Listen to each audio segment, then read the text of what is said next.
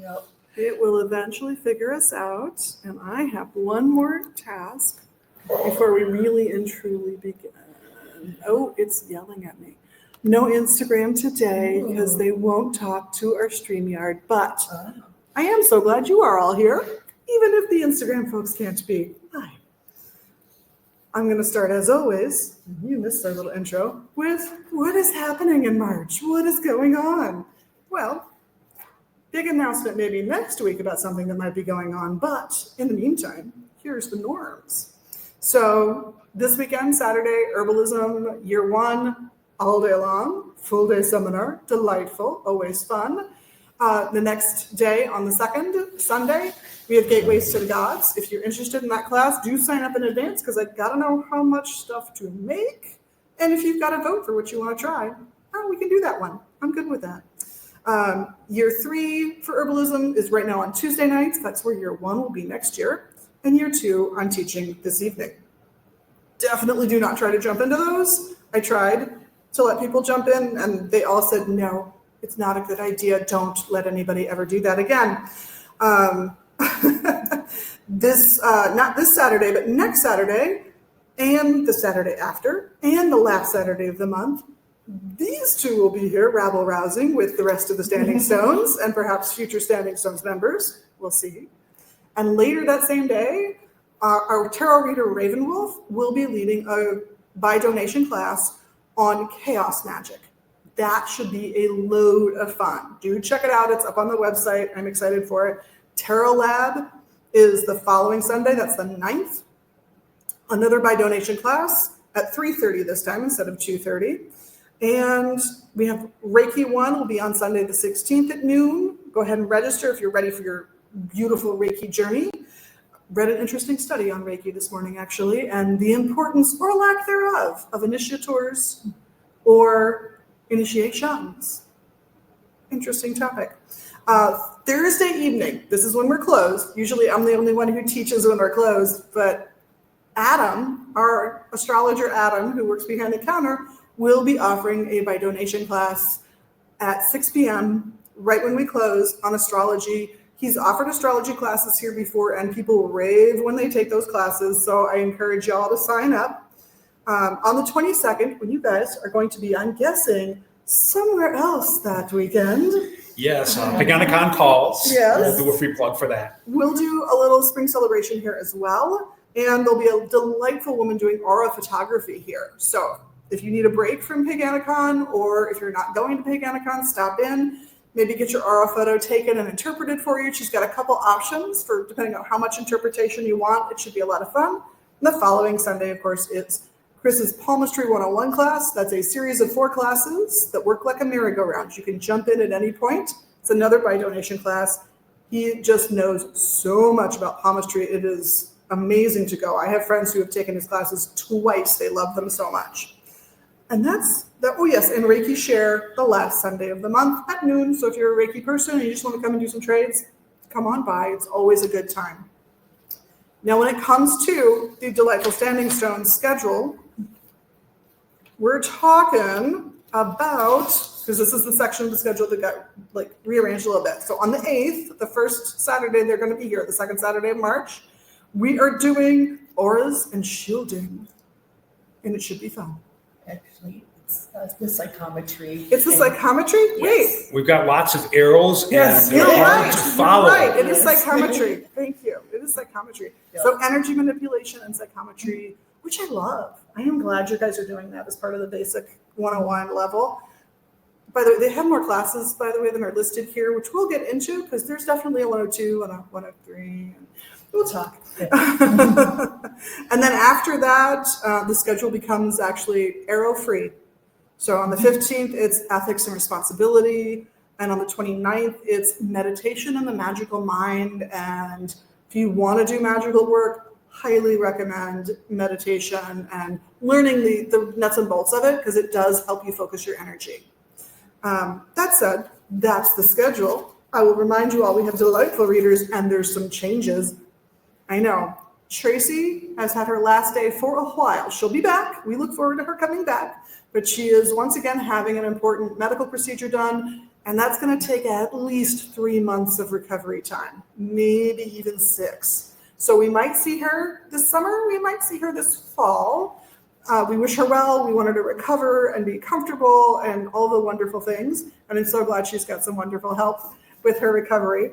But in the meantime, we'll still have Paul on Mondays doing dream interpretation from 2 to 6.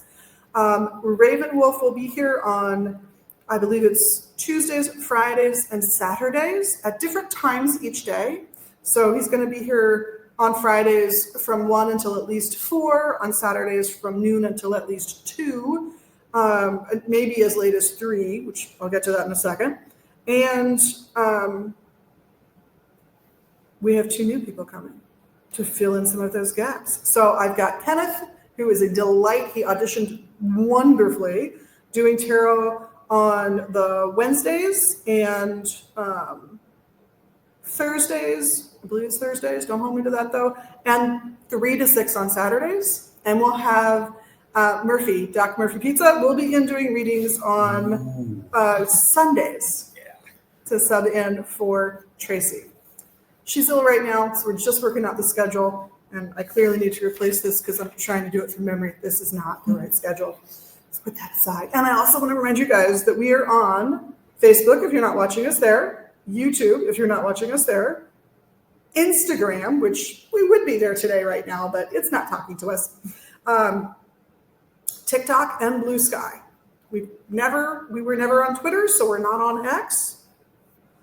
But check out, we do daily posts on most of these places and spaces, and it's a lot of fun to like show off how to do something, or that something came in, or that someone's doing something silly. So last thing before we talk to you guys. Got a few things that have come in recently. One of them came in from a traveling salesperson. We just took what he had left basically. So I've just got a limited supply of these, but it's stuff we've carried before that you guys have loved. So the Kala Chakra incense that we have carried in the past is here, at least for the moment. And the Green Tara gift pack is also here. And that's got lots of fun incenses in it that you can try if you want to try your hand, not at the more Western styles, but the more Eastern styles of incense. That is here. We, of course, had our weekly Fred Souls order. And I have some very sad news for Fred Souls fans. I'm very sorry, but Fred has chosen to discontinue Sage and Cedar. And we're out, and they're out of the 20-stick packs. They have very little of anything left. So if you see a 20-stick pack somewhere and you love it, get it, because it's not coming back. Oh, I was so worried you were going to say Fred Souls and stop making incense. No. Like, No. As somebody who made incense for a living for like 10, 15 years, they know we would buy them. Yeah, pretty much. They know we would You just have to pass the hat on that one. Yes, we would just buy them. So if you're not familiar with Fred Souls incense, this is the stuff. It costs one side or the other of $1 a stick. I want to warn you now. So there's always a little sticker shock, but it's worth every penny. It is some of the very best stuff on a stick. The staff usually want to shoot me if I try to burn anything else. And part of the reason the sticks look different, like this one's got a little dusting on it of something, it's because the real thing is on a stick. There's frankincense, actual frankincense on here, not cheap perfume that someone dipped a cheap stick into and packaged up and sold you. This has got whatever it says on the outside of the package on the stick physically. It's delightful. It's wonderful. And a number of very famous people have really liked it, so they put it as riders on their contracts. I swear by this stuff. I really do. Isn't it great? I mean, not everybody can handle incense scents, but that in terms of headaches and allergies, give it a try. See what you think. Yes, because if you're allergic, it's usually the cheaper glues and the cheap fragrances that are being used. They don't use cheap glues. They don't use cheap fragrances. So yeah, you're right. People with allergies. I mean, you might still be allergic to it, but yes. But your odds it's are not better. too severe, give it a shot and see what you think. Yes. Also, people will burn, depending on the size of the space they're in, 1/3 to 1/2 of a stick at a time sometimes. And I just run it under the faucet, and the scent's there forever. Honestly, I burnt an entire stick, like outside of a ritual space. We've gone and done the ritual, come back out, and there is a layer in the air to which the smoke of the incense has settled. It is hilarious. Yeah, that incense you probably don't want to put out with your fingers unless they're really, really wet. No. You might want to stick it under the faucet because they burn pretty Yeah. hot. They do. Ask me how I know. Or if you've got a candle snuffer, you could snuff it with that. That will That'll work, work. We also got in, and I am very excited about this, I have to be honest with you. These went out briefly here years ago. This is Leaves of Light. This is the first CD recording of Tismal Crow's lectures. Who's Tismal Crow, I hear you asking? Why, let me tell you. Tismal Crow was a local Native American herbalist and healer. He, for example, taught Matthew Wood, who in turn taught me. He was my local teacher as well. There's hundreds of hours of material. They never made it past this CD because they still have most of the copies. So I took a 30 CD box off their hands. These are $29.95. I loved listening to this. And if you're a fan of Matthew Wood, you're going to get a kick out of some of the stuff that's on here. And if you are into herbs at all, you will love some of the stories he tells about these herbs. He's got 12 herbs he covers on here. They're all local. They're all things you could harvest here in Minnesota or, or any of our neighboring states. So highly, highly recommend. Love this CD. Will never lose my personal copy. And then I have one more thing to tell you about. We had a blast at the book signing last Saturday for Collecting Spirits. Renee was fantastic. She signed everybody's books. It was friendly. We even had a pop-up Girl Scout sale. Ooh, that reminds me. It's not on the calendar yet, but there's a Girl Scout sale on March 8th. And yes, it's deliberately scheduled and timed so that you guys will be captured and all want to buy $30 worth of cookies. Yeah, you might want to get out Might need quick to because get there might more not be boxes. nothing left of the popular, the Thin Mints. It might just be gone. It might be. I bought the 5 boxes for $30. I did the deal. I got 2 boxes of Thin Mints. How can I not? But this is her book. It's Collecting Spirits. We had a blast. I still have a few copies, and the copies that we kept, I have her autograph. So all of our books are signed copies right now. So stop by. Local author who did not believe in ghosts until, stories in here. But that's fun stuff that's come in, fun stuff that's happening. Yeah, sorry, I didn't mention the pop-up Girl Scout thing. It's not on the calendar yet. Just got solidified yesterday. Well, I've reached a very obvious and mundane conclusion. I need to pay more attention to your schedule. Yes, absolutely. Really, I need to pay more attention to the schedule because as you're going through this, like, I wonder if I could find time.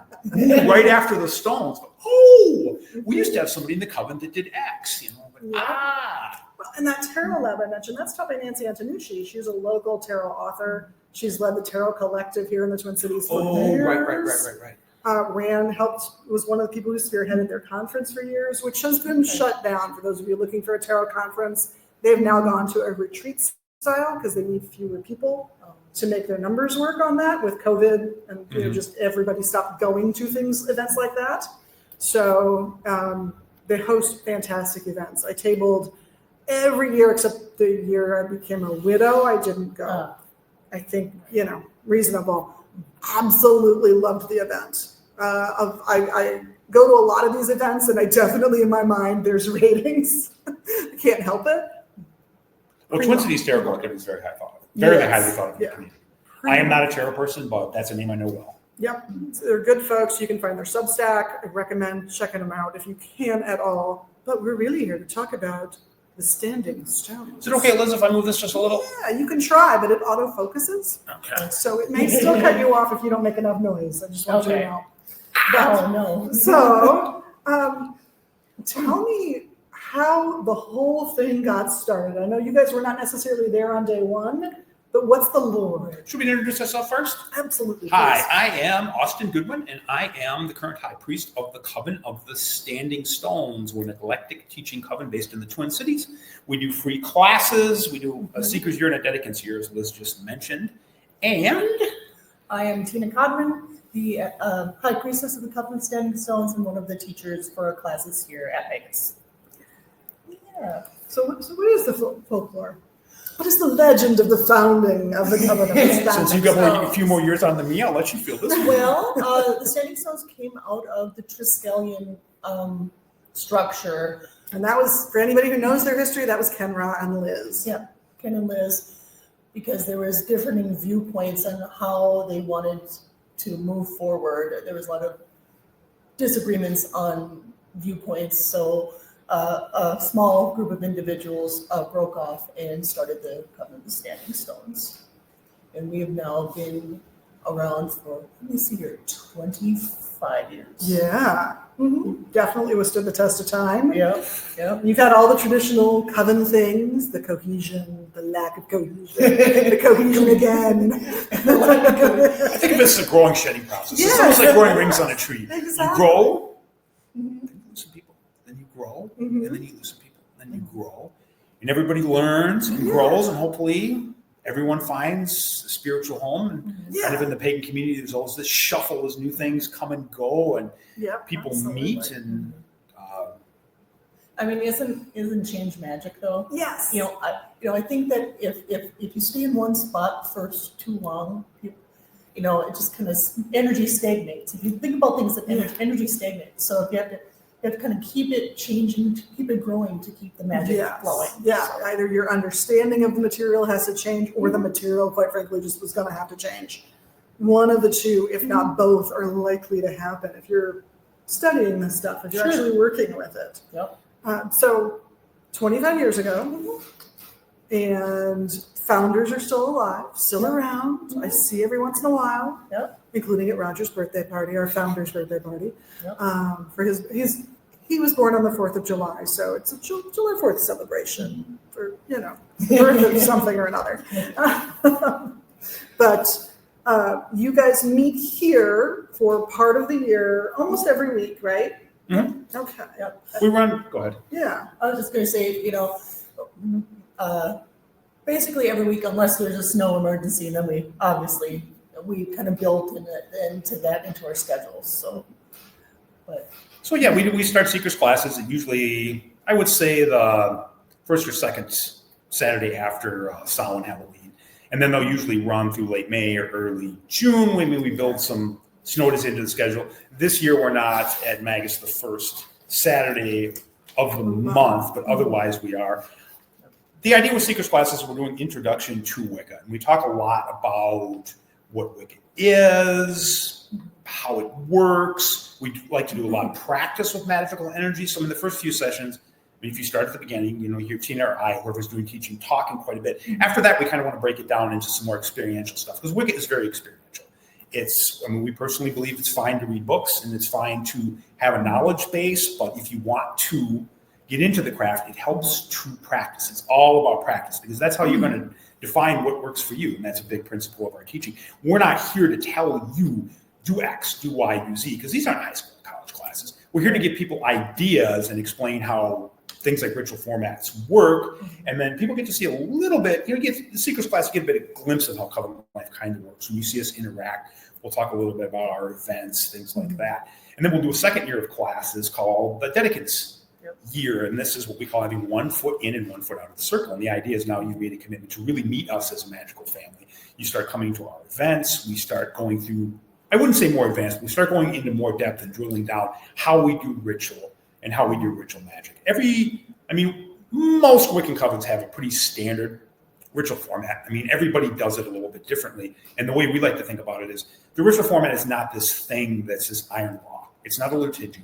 We're not Orthodox people. It's a way to get everybody on the same page so that magically we jive as a group, as opposed to, and so we try to make teaching experience like Coven Life. You're not listening to the pastor for 2 hours. Because people are going to be like, great. You guys know a lot of information, and that's really exciting. Maybe we like to. And I need to remember to get eggs this week. In any class, we'll have time for people to zone out, but we want to minimize that to the extent possible.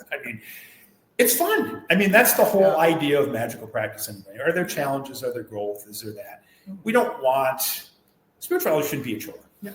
All the time, I've had times in my spiritual development that I'm like, why am I doing this? Why am I doing this? But you know what? If I'm not asking the question and I'm not reaching that stuck point, then am I really growing? Why am I doing this? If my Wiccan life becomes like my regular life, then I have to evaluate why I'm doing this, because it's feeding you here.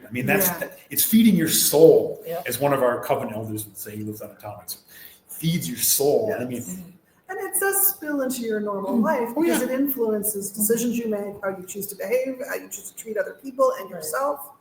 But yeah, it still presents that little bit of challenge to be more the best you can be. And one of the key things that we try to bring into classes is trying to bring your magical life into your daily life. It's not just going to your ritual on a Sunday and then you're just meandering about Monday through Saturday. This is a daily. I'm going to be a better person. This is how I'm going to center and ground daily. I'm going to do meditations as needed. I'm going to work my rituals and become stronger with it. I've always said it's 5% challenge to be a better person, maybe 10, at least 90% joy. And if your religion does not give you joy, why are you in it? That is always my first question. Priority, joy, then growth. Absolutely. Well, the long-term goal is to get people to develop what we call a magical self. And I can talk about it till I'm blue in the face, but it doesn't make sense unless you do it. And sticker warning, whether you like, black box label warning, whether you like it or not, your magical self will start manifesting itself in the rest of your life. But that's fine because you've chosen to be that person. And that's kind of where the challenge comes in, because then to grow as a person, sometimes things in your life need to be juggled up. And sometimes you're like, this PG show, so I won't give the finger gesture, but sometimes you'll be like, But you know what? That's also where the joy comes in, because think about all the challenges you've had in your life. I mean, anything worth having is not always going to be easy. Right. It's not always going to be easy. But one thing we see with a lot of students that have, their spirituality, I mean, however it's been, there's been rocks holding kind of that down in whatever that context is for them. And when they, not we, push that rock up, it's like, and we've had some recent experience with students where it's just like, holy schmoly. It's just like they're going and they're just so excited about it. And all of a sudden they're just exploding out of the blocks. And it's just like, okay, this is working for them. Yeah. And that spiritual light bulb pops off. Yes. You're like, oh, they got it. Yeah. And then all of a sudden you see all this change. It's almost, we don't have a phrase for it, but it's almost like the first Wiccan spurt for those that are fairly new to the craft or been looking for around. And then if they find something, whatever group, whether it's us or somebody else, and it clicks and they're like, oh, I can do this. I can do this. And then also it's just like, whoa. And then all of a sudden you see a brand new person literally like being born right in front of you. And that is about the coolest thing I've ever seen. Well, and they make deliberate choices and changes in their life as a consequence. And talking to my elders, there are, I think, definitely trends. Like in the 1970s, a couple would come for training. And I'm not in standing stones, by the way, so this is a different tradition, and that's cool. A couple would come training, and one of the two would really get it, and they'd have that growth spurt thing happen, and the people running it would go, divorce? Are they getting divorced? I think they're going to get divorced in the next year. And almost always, the change to one person and the growth of one person was scary enough to the other person that they could no longer be on a level playing field with each other, and they did wind up getting divorced. Then there was a trend after that, and that really kind of stopped happening quite as much. It was more about jobs. And so you saw people changing careers or going back to school, so it seems to go through like what that leads to seems to depend on what's going on in society more than anything else. We're definitely influenced by broader trends in society. Giving people the tools to work with themselves brings that out, and then people start manifesting that change in ways that work for them. And absolutely, I mean, I agree with you. I think there's decades and years where you see similar themes, and I mean, probably it's whatever social growth or change to some extent is going on at the time. Not that you don't see, it's not like this iron thing where it's, 80s is this box, and 90s is this box. But I've been around about long enough that I think seen some shifts. Yeah. You're like, most people right now are doing X. A few years ago, most people were doing Y. Yeah, it just seems to be, it's an interesting process to watch. I did not change careers. I did not get divorced. I don't know what to say. Or as I like to put it, I didn't end on my job. My job ended on me. That also, I think. It's like, nope. Yeah. Well, and I think that can also happen because of somebody taking a more ethical stance in their personal life and becoming maybe a little more difficult to work with. Just ask my ex-husband. Yeah, maybe the Spiritual differences. spiritual growth and better ethics does not necessarily always coincide with social growth. I'm just gonna. Yeah. Sometimes there's a rough and tumble in that transition while you learn the skills that you need to get along in society with a new perspective on who you are, how life should work, what the universe means. Corporate America works for some people and doesn't for others. Yeah. Everyone listening to this podcast is aware of it. If they're over the age of 16 or 17, probably. That first fast food job. It's like, okay. Yep. Are you kidding me? Our founder, Roger, spoke glowingly about the women who worked for him and how dumb he thinks corporate America is for missing out on the talent that they couldn't accommodate. And it was mostly women. Oh, yeah. Big believer in untapped cultural resources. I always used to say, and I've never worked in executive in corporate America, said that tapping human resource talent is kind of like the final frontier for what you want to do, if you want to stay relevant. But that's just my off the cuff, not what we're talking about. So out of curiosity, what is your favorite term for what the Standing Stones does? Is it a pagan group, a Wiccan group, a group of witches? What word do you guys, or do you like, or do you not care? Like that I'm word? curious. No, it's not that word. My favorite F word is family. Okay. We consider ourselves a family. All right. And just like every family, you got your little crackers. Yeah, You got your little nuts. Yeah.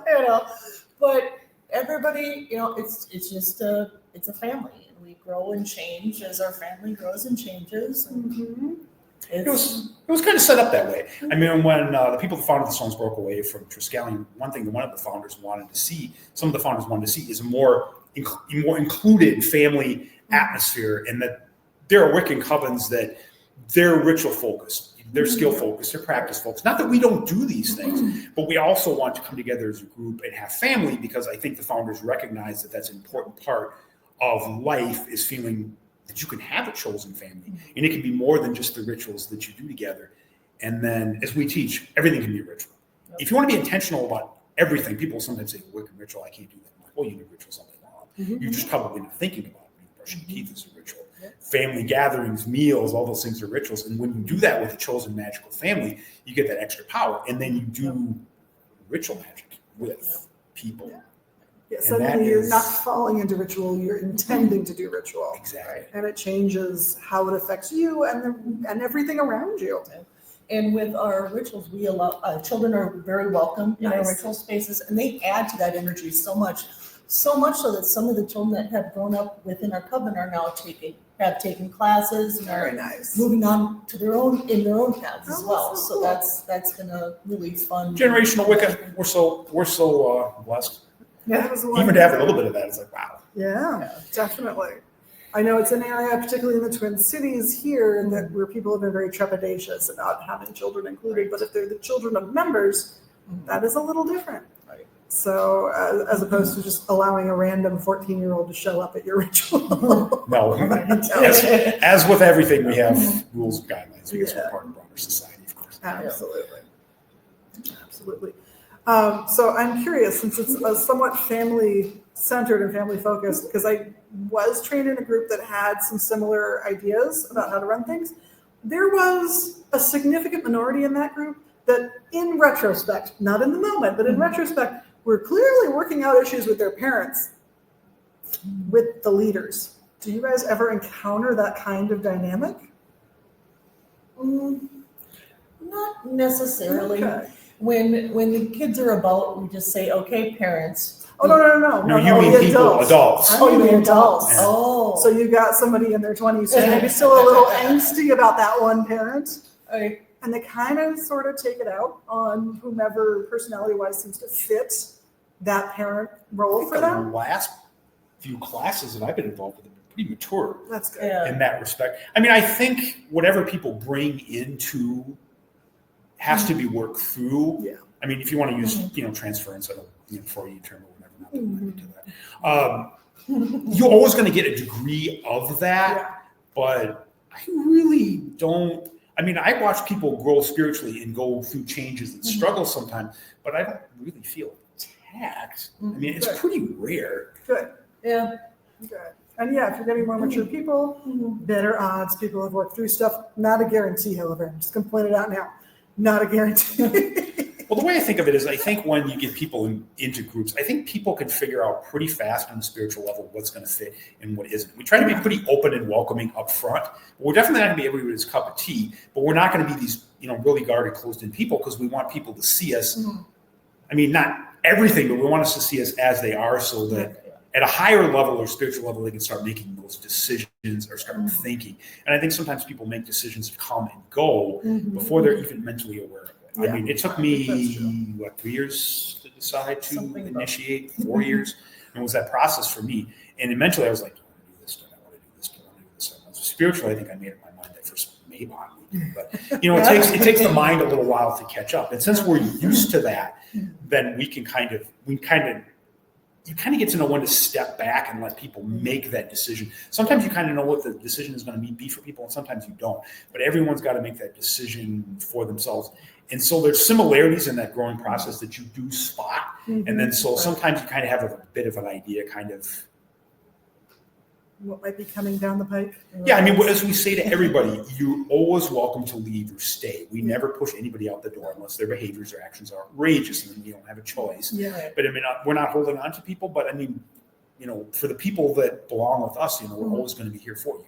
I mean, there's a saying that, was it Don saying? Once a stone, always a stone. So it's, I mean, even if whatever parting people do, the love is always there because I mean, and that's another thing I think that's really important in Coven life in general. I mean, if you don't have the love, and it's not there all the time. I mean, we all go through times when that magical stuff just isn't there. I mean, we're human, but I mean, in the long run, if the love isn't there, how are you gonna make? I mean, the way we do it, the way we do it, I don't think without the love, I don't think the dynamics would be survivable. Yeah. I mean, there'd just be too much because I mean, if there's a lot of growth.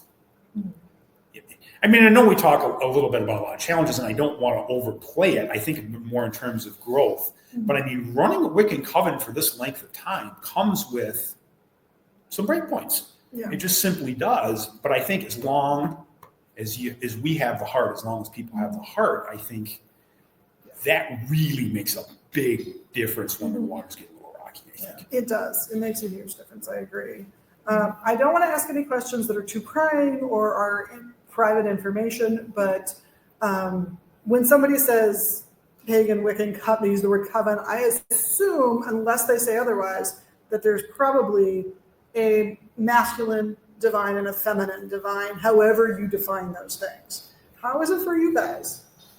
Well, good. It's an excellent question. Excellent question. It's something that we're currently working through right now. Okay. Because we were very much set in a very structured way before, and we're trying to wrap our head around certain concepts that are coming into our vision currently, especially with everything going on in the world.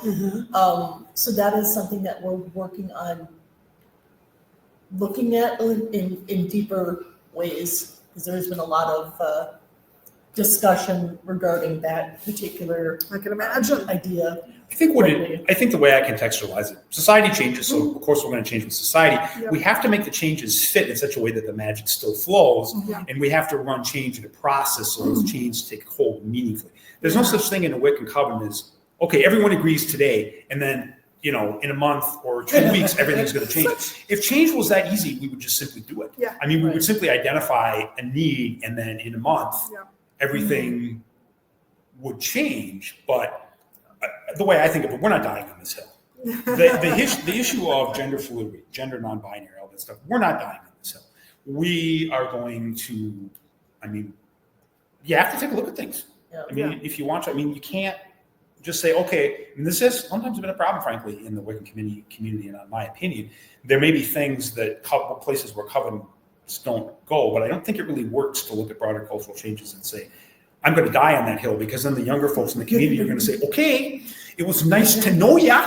And then that's your hill to die on. And I don't think that's really, I mean, I think we owe our members of the broader community to tackle these issues earnestly, not saying, X by Y date. But I mean, you really take it seriously and really look at it, because I mean, otherwise, we're kind of doing a disservice to people if we're not willing to acknowledge and at a minimum consider changes. Because telling someone, oh yeah, we'll take care of them this week and under the rug is not how we do things. Yeah, So, that won't work in the long just run doesn't. anyway. yeah.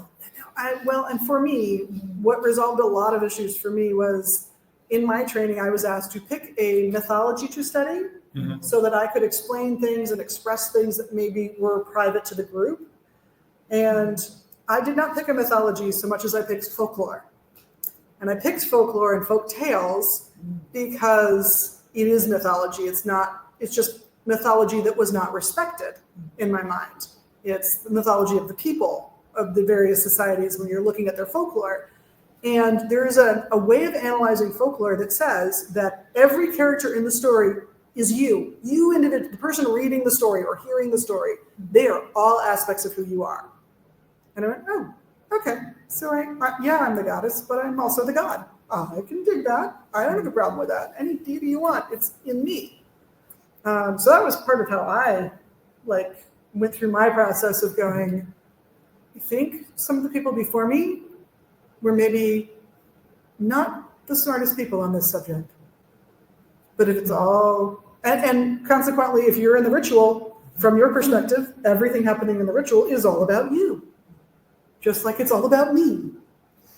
And so you're all the things, just like I'm all the things. And for me, that's what works. But that has everything to do with the fact that I studied folklore, and that is a common way of analyzing folklore, and has been since actually Freud. He didn't do it, but that era of European psychology is what kicked that idea off.